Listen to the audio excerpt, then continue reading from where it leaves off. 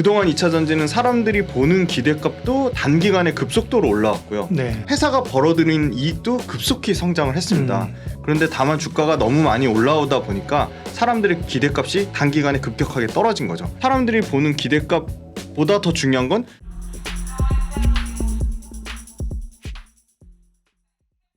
안녕하십니까. 예민수의 경제 토크 시작합니다. 오늘은 훈훈한 주식 김지훈 대표님 또 오랜만에 뵙는데요. 2차 전지 이야기부터 시작하겠습니다. 어서 오십시오. 안녕하세요. 2차 전지가 정말 뜨거운 올해 상반기를 갔는데 조정을 좀 겪었고 다시 좀 관심이 종목별로 좀 있는 것 같아요. 2차 전지를 이제 뭘 봐야 되는지, 조정받을 때 사면 될 만한 종목은 뭔지 얘기해 주십시오.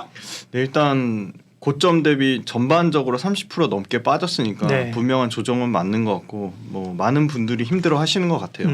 일단 결론부터 말씀드리면 주가라는 거는 사람들이 보는 기대값 멀티플이라고 하죠. 네. 뭐 PER 배수가 될 수도 있고 PBR 배수가 될 수도 있고 뭐 PEG 값이 될 수도 있고 사람들이 보는 기대값과 그 회사가 벌어들인 이익 두 가지의 곱으로 형성되는데 그동안 2차 전지는 사람들이 보는 기대값도 단기간에 급속도로 올라왔고요. 네. 그다음에 회사가 벌어들인 이익도 급속히 성장을 했습니다. 그런데 다만 주가가 너무 많이 올라오다 보니까 사람들의 기대값이 단기간에 급격하게 떨어진 거죠. 근데 중요한 건 사람들이 보는 기대값보다 더 중요한 건 그 회사가 벌어들인 본업, 이익, 매출이 펀더멘탈이 아직 굳건히 유지를 하고 있다는 거고요.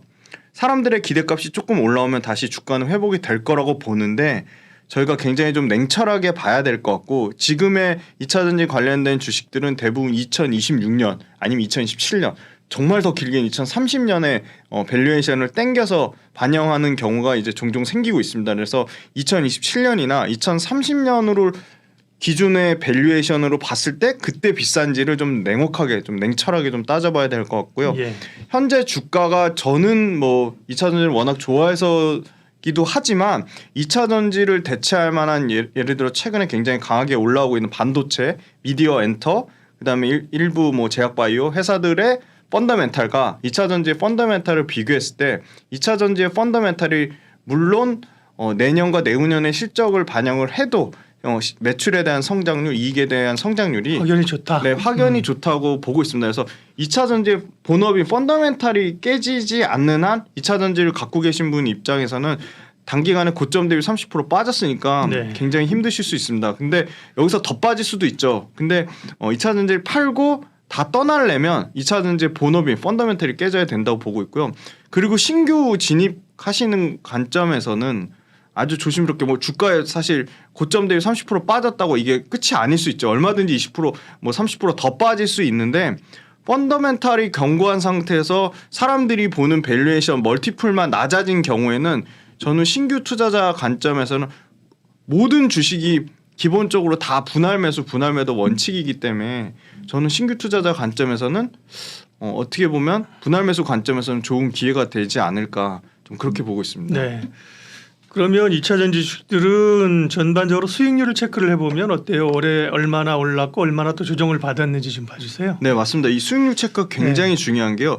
2차 전지라고 다 올랐고 고점 대비 다 30% 빠졌고 다 조정을 나오는 건 절대로 아닙니다. 네. 지금 말씀 주신 대로 지수 대비 항상 초과 수익 나는 거 2차 전지 실적 추정이 가능한 전체 밸류체인 업종의 평균 대비 얼마나 상승률이 나오고 그다음에 고점 대비 얼마나 빠졌는지가 중요한데요.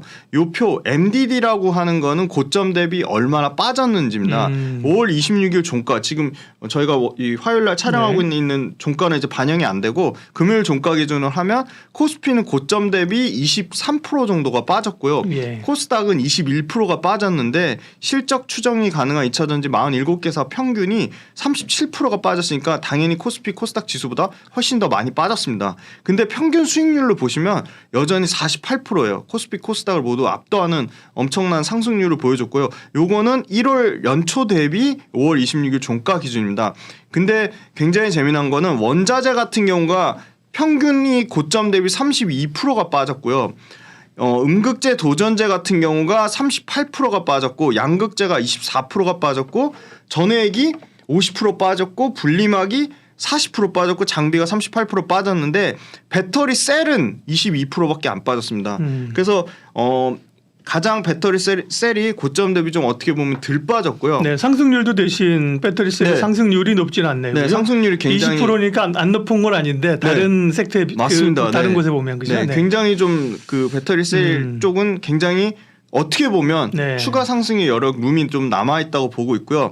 그다음에 이제 중요한 건 이제 양극재 단과 원자재 단이 압도적으로 배터리 밸류체인에서 상승률이 높았는데요. 네. 원자재는 1등인 에코프로가 393% 오르면서 전체 평균을 137%까지 수익률을 견인을 했고요.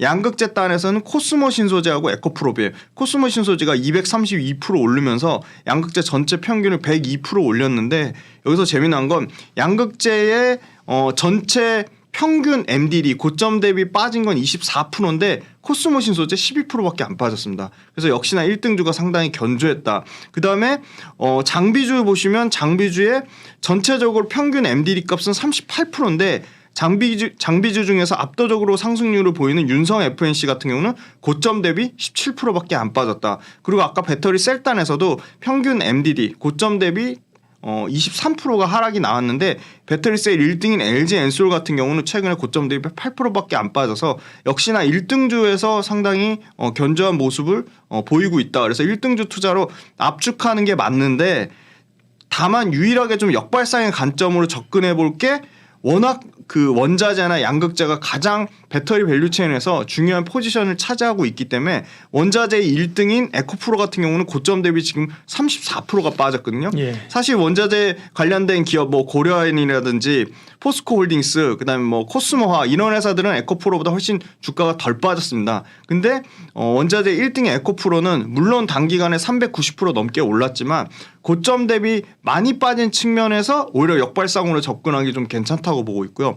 양극재 단에서도 제일 많이 빠진 건 LG화학입니다. 코스모 신소재 11%밖에 안 빠졌는데 LG화학은 34%가 빠졌습니다. 그래서 저는 양극재 단에서는 LG화학의 펀더멘털은 견고한데 주가만 많이 빠진 양극재는 LG화학이 굉장히 매력적이라고 보고 있습니다. 예, 2차전지 주식들의 최근 주가 움직임을 봤고요. 결국은 이제 밸류를 따져봐야 되잖아요. 주가가 오른 만큼 이익이 늘어날 수 있다면 설명이 되는 거고 네. 많이 땡겨왔다면 시간이 필요한 건데요. 그러면 이제 밸류 점검을 좀 해주세요. 네, 일단 원자재 업체부터 먼저 밸류를 네. 한번 보겠습니다. 주가가 빠졌으니까 밸류가 싸진 건 맞습니다. 근데 밸류가 싸진 건 맞는데 그러면 2차 전지 관련돼서 원자재 업체들의 밸류에이션의 변화율을 보셔야 되는데요.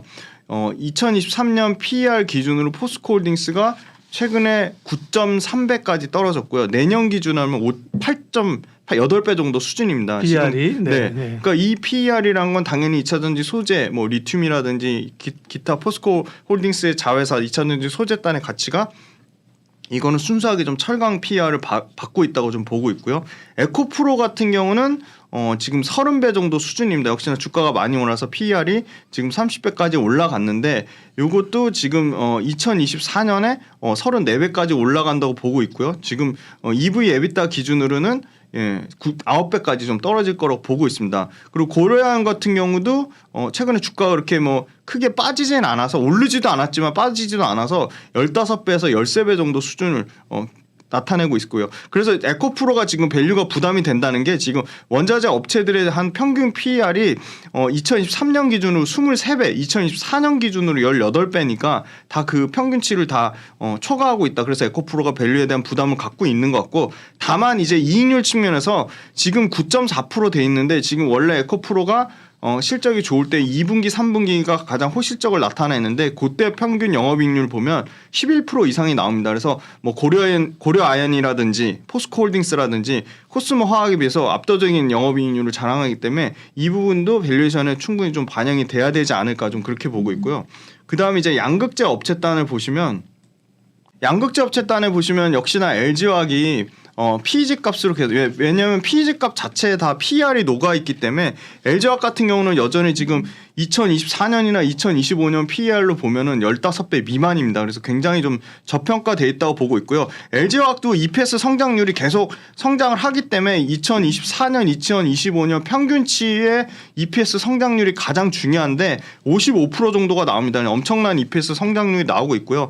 물론 코스모 신소재나 포스코 퓨처엠, 에코프로비엠이나 LNF에 비하면 EPS 성장률이 다소 낮다고 볼 수 있는데 그 이유는 LG화학은 100% 양극재 사업부로만 이루어진 게 아니기 때문에 그렇고요.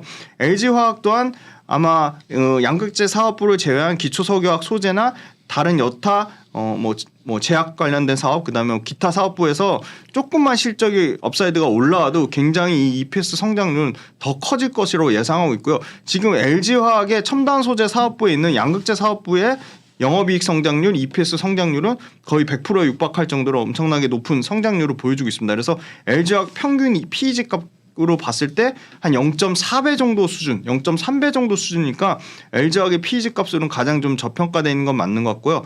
포스코 퓨처엠 같은 경우는 현재 주가로는 비싼 게 맞는데 2023년 EPS 성장률, 24년, 2025년 향후 3년치에 대한 주당 순이익 성장률이 가장 양극재 업체 중에 높습니다. 그래서 PEG 값이 급격하게 2025년 기준으로 0.5배까지 떨어지고요. 25년 기준으로는 LG화학, LNF, 포스코 퓨처엠 좀 가장 싸다고 말씀드릴 수 있을 것 같습니다. 그다음에 이제 에코프로비엠인데요. 에코프로비엠도 올해하고 내년 실적 기준으로는 PEG 값이 1배가 넘는데 25년 기준으로 0.7배까지 떨어지기 때문에 에코프로비엠도 2025년 좀 2년이나 3년의 긴 호흡으로 봤을 때는 PEG 값으로 봤을 때는 비싸다고 말하기는 좀 어렵다. 그렇게 말씀드릴 수 있을 것 같습니다. 그다음에 이제 음극재 도전재를 보시면 대주전자재료가 오늘 보니까 오늘 좀 굉장히 좀 주가가 견조하게 한 5% 이상 오르고 있는데 대주전자 재료도 역시나 지금의 현재 PER로는 비싼 게 맞지만 24년 PER가 2024년의 PER과 2025년의 PER이 급격하게 이익이 성장하면서 떨어지고요. 2024년과 2025년 EPS 성장률 모두 30%가 넘는 굉장히 높은 성장률을 보여줘서 PEG 값 기준으로 0.3배까지 떨어집니다. 그래서 0.3배까지 떨어지니까 아주 보수적으로 PEG 값을 1배로 잡아도 최소한 3배 넘게 지금 상승 PEG 값으로 기준으로 보면 3배 넘게 상승 여력이 남아있다고 보고 있고요. 한솔케미칼이나 나노신소재 같은 경우는 올해는 영업이익이 역성장하지만 내년에 EPS 성장률이 굉장히 가파르게 올라가기 때문에 PEG 값 기준으로는 1배 미만으로 떨어집니다.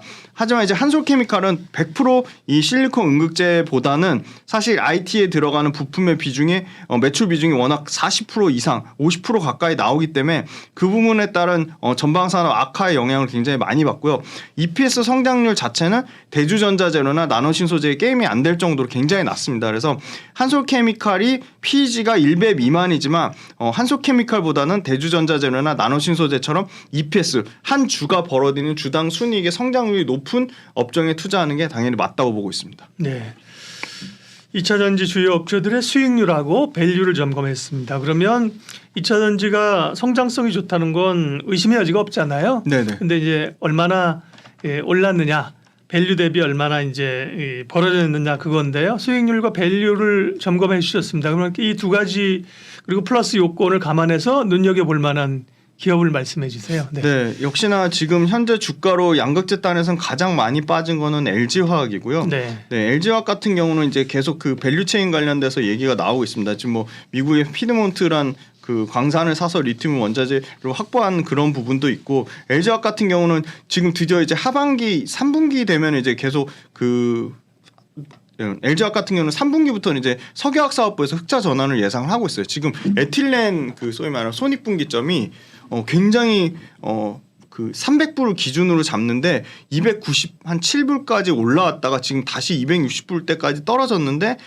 그 캐파 증설이 막 그렇게 공격적으로 좀 이루어지지 않고 있거든요. 그래서 이 부분 관련돼서 그때도 한번 말씀드렸지만 유럽에 대한 가동률이 폐쇄되거나 설비가 중단되거나 여러 가지 지금 그 캐파가 완전 100%로 풀 가동되지 않을 경우에 오히려 아시아 석유화학 업체들의 수혜를 예상하고 있기 때문에 이 부분에 대해서 상당히 좀 긍정적으로 보고 있고요. 지금 LG 엔솔 같은 경우가 현대차랑 지금 조인트 벤처 맺어서 5조 가까운 지금 6조 가까운 지금 공동 투자해서 미국의 배터리 공장 건설하면 당연히 LG화학 수혜를 받을 거라고 좀 그렇게 보고 있습니다. 그래서 LG화학이 양극재단에서는 좀 가장 좀 저평가돼 있다고 보고 있고요. 예. 실제 수급상으로도 보면 에코프로비엠이나 뭐 포스코퓨처엠 같은 경우는 기관이나 외국인이 계속 매도가 나오는 반면에 LG화학은 좀 수급이 좀 들어오고 있다는 점 긍정적으로 보고 있고요. LG화학 아까 PEG 값으로 말씀드리면 굉장히 0.5배 미만에 엄청나게 싸다 그렇게 말씀드릴 수 있을 것 같고요. LG화학을 적정 주가를 계산해 보시면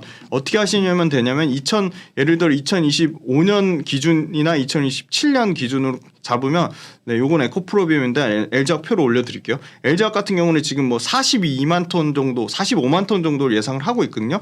그럼 45만 톤에 톤당 5천만 원, 톤당 5천만 원을 곱하고 지금 아주 보수적으로 잡은 게 톤당 5천만 원이거든요. 거기다가 그 영업이익률을 지금 에코프로비엠 같은 경우는 7.5%를 잡았는데 현재 영업이익률 LG화학 양극재 업체가 가장 잘 나옵니다. 지금 8%까지 나오거든요. 근데 이게 이제 조금 더 이제 공정 그 효율이 더 올라가고 생산성이 더 좋아지면 막 약 뭐 두 자릿수까지는 안 해더라도 최소한 9%까지 나온다고 보면 9%로 잡고 PER 그 소위 말하는 양극재 5대 천왕의 평균 PER을 2027년 보수적으로 20배를 잡으면 LG화학도 지금의 시가총액에서 최소 50% 정도 상승 여력이 좀 남아있다 그렇게 보고 있습니다. 네. 이제 LG화학은 뭐 양극재 기본적으로 이제 화학이고요. LG엔솔을 뗐으니까 양극재를 하고 있고 뭐 음극재도 있고 다양하게 있는데요. 어쨌든 소재 업체 가운데서는 LG화학을 지금 조정 시에 관심 있게 볼 만한 기업으로 뽑으셨고요. 예, 또 어떤 기업 볼까요? 네, 그다음 포스코홀딩스는 많이 말씀을 드렸고 네. 지금 에코프로가 고점 대비 34% 빠진 입장에서 네. 그럼 에코프로의 가치는 어떻게 계산을 하냐? 그게 굉장히 중요할 것 같은데요. 에코프로는 역시나 에코프로의 핵심 자회사 에코프로의 핵심 자회사 총 5가지인데요. 네. 가장 중요한 에코프로의 BM의 지분 가치를 계산을 해보시면 어떻게 하시면 되냐면 에코프로 BM의 상장사기 때문에 현재 시가총액에다가 곱하기 에코프로의 지분율 45.58%를 곱하고 여기서 중요한 거는 어떤 분은 지주사를 할인율을 아주 뭐 적게 잡아서 10%만 잡으시는 분도 있고 어떤 분은 뭐 30%를 잡는 분도 있고 저 같은 경우는 50% 굉장히 좀 보수적으로 잡아보죠. 왜냐하면 네. 단기간에 주가가 많이 오른 건 분명한 사실이기 때문에 최대 아마 잡으면 보통 지주사 할인율을 70%까지 잡는데 지금 뭐 지주사 할인율 저는 50% 잡아서 2023년 5월 26일 종가 기준으로 에코프로비엠 지분 가치는 지주사 할인율 50%를 적용해도 6조 2천억 정도가 나옵니다.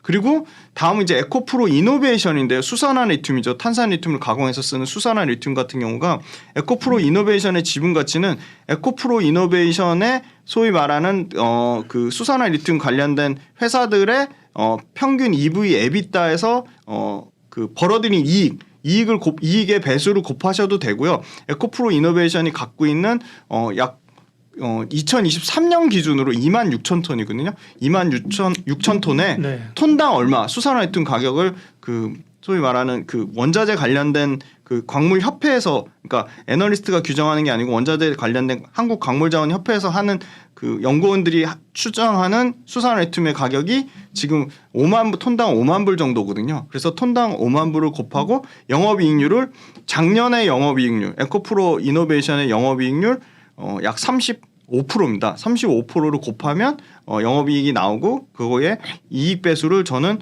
평균치 그러니까 아까 말씀드린 그런 회사들 리튬을 가공하는 회사들 뭐 중국 업체들 그다음에 뭐 엘버마 SQM 이런 회사들의 평균 2023년에 기준치를 곱했더니 지분 가치가 약 13조 3천억이 나옵니다. 네. 네. 그다음에 이제 에코프로 머티리얼즈도 역시나 에코프로 머티리얼즈 같은 경우는 3조 5천억 정도가 나오는데요. 지금 실제 시중에서 예상하는 거는 IPO 지금 3조 예상을 하고 있습니다. 이게 딱 맞아 떨어지는 게 에코프로 머티리얼즈도 전구체 가격을 뭐 약 17불로 하나증권에서 추정한 게 있습니다. 그래서 17불에다가 지금 21만 톤까지 캐파를 나오겠다고 했으니까 17불에다가 21만 톤을 곱하고 환율을 뭐 보수적으로 1,300원을 잡으셔도 되고 1,250원을 잡으셔도 되고 요거로 계산을 해보시면 약 3조 5,595억 정도가 나옵니다.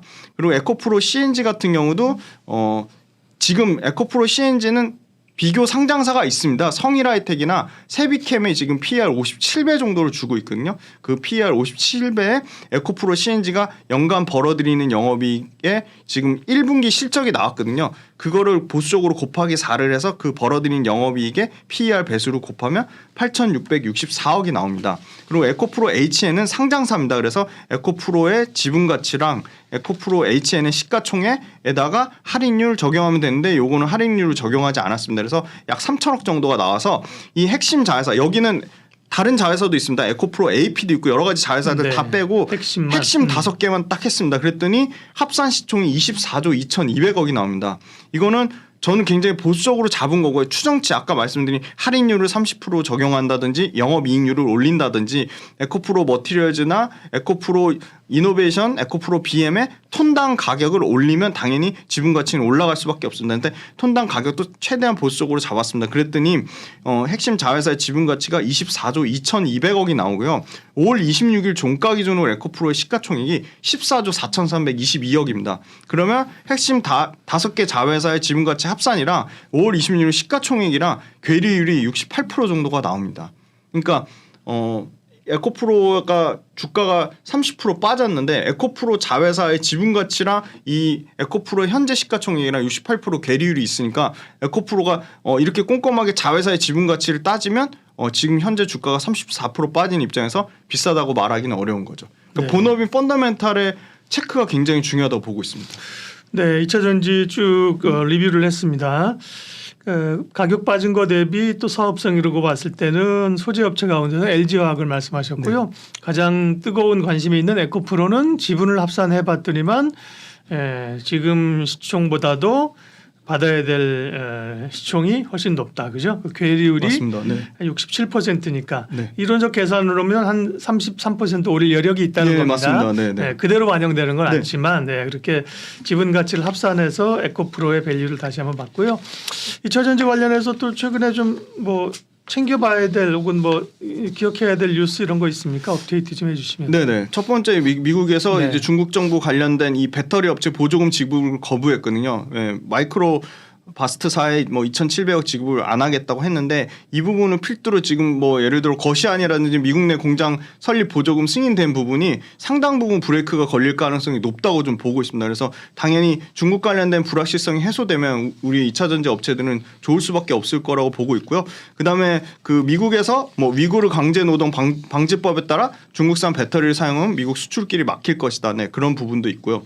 그다음에 세 번째는 역시나 에코프로 그룹사를 말씀드리면 제일 관심이 많으시니까 지금 작년에 연간 한 7천억 정도 그 계속 캐펙스 투자를 하거든요. 근데 2027년까지 11조 정도를 투자를 하겠다고 했습니다. 그래서 그 말은 무슨 말이냐? 현재 캐펙스 투자의 약 2배 정도 넘는 캐펙스 투자가 좀 늘어날 것으로 그렇게 보고 있습니다. 그리고 사람들이 제일 궁금한 게 지금 포스코 퓨처엠 같은 경우는 왜 그렇게 고밸류를 받냐?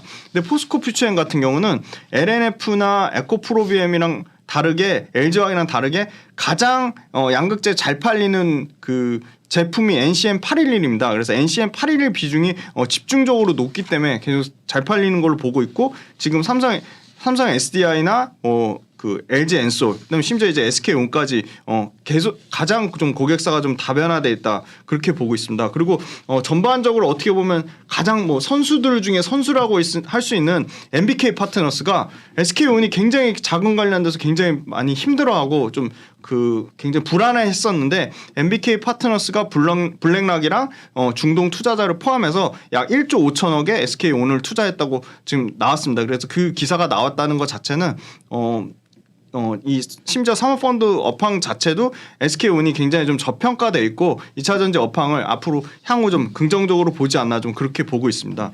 그리고 또 추가적으로 좀 말씀을 드린다면 네, 그 이 IRA 법안에서 이제 핵심 광물 FTA 국가랑 광물 협정 맺은 국가까지 이제 적격 원산지 범위가 넓어지는데 이거 관련돼서 이제 막 시작 단계이기 때문에 실제 조달하려면 당연히 중국 외에서 안정적인 광물 밸류체인을 가진 게 가장 핵심인데 당연히 중국 외에서 안정적인 광물 밸류체인을 가진 거는 당연히 압도적으로 포스코홀딩스밖에 없고 포스코홀딩스가 당연히 가장 셀이나 OEM사들의 소재 공급망 다변화 측면에서 가장 선호할 수밖에 없다. 그래서 포스코홀딩스가 물론 최근에 보시면 외국인은 계속 팔고 외국인과 기관은 계속 팔고 그 물량을 개인이 삼성전자 팔고 넘어갔다고 그런 수급조차도 포스코홀딩스에 대해서 굉장히 부정적으로 얘기하는데 포스코홀딩스 측면에서는 상당히 이 업스트림부터 미드스트림, 다운스트림까지 가장 잘 돼 있다. 그리고 포스코홀딩스는 또 말씀드리지만 포스코 인터내셔널을 통해서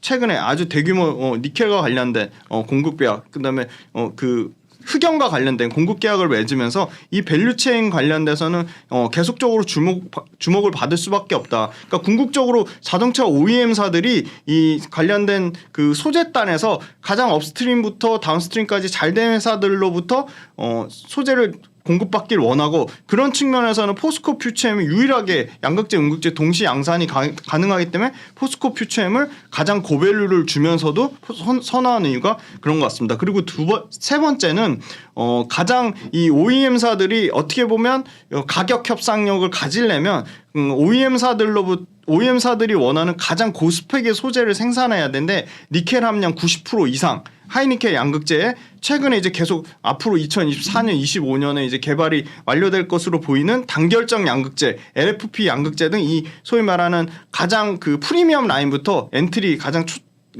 그 저가 라인까지 모두 다변화된 제품 포트폴리오를 할 수 있는 회사가 역시나 전체적으로 이걸 다 만족시키는 회사가 에코프로비엠 LNF다. 그래서 에코프로비엠 LNF도 계속 2차 전지 양극재단에서는 계속 좀 주목받을 수 밖에 없다. 완성차 업체들의 밸류체인 측면에서는 상당히 매력적으로 보고 있고 포스코 퓨처엠은 니켈 함량 90% 이상까지 하이니켈 양극재가 그 에코프로비엠이나 LNF 대비 기술력은 딸리지만 아까 말씀드린 음극재가 결합된다는 측면에서 상당히 매력적으로 보고 있습니다. 그래서 굳이 두 가지 중에 한 종목을 택한다면 역시나 양극재까지 밸류체인이 가장 잘 돼 있는 포스코 퓨처엠이 비쌈에도 불구하고 매력적인 건 분명하다고 보고 있습니다. 네. LG화학과 에코프로에 이어서 포스코 퓨처엠이 또 주목받고 있는 이유까지 2차 전지는 여기까지 하겠습니다. 2차 전지 참 조정인데요. 조정을 통해서 가치도 생각해보고 수익률도 생각해보고 눈여겨볼 기업까지 훈훈한 주식 김지훈 대표님 함께해 주셨습니다. 고맙습니다. 감사합니다.